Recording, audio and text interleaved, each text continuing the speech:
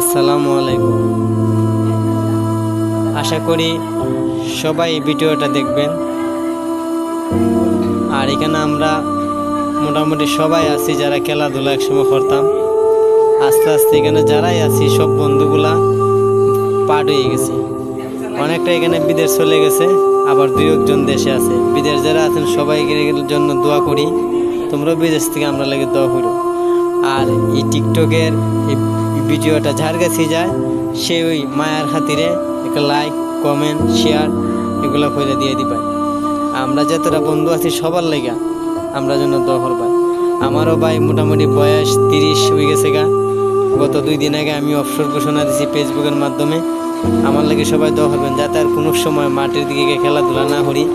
আমার লাগে দোয়া করবে ভাই, আর সবার লেগে আমি দোয়া করি।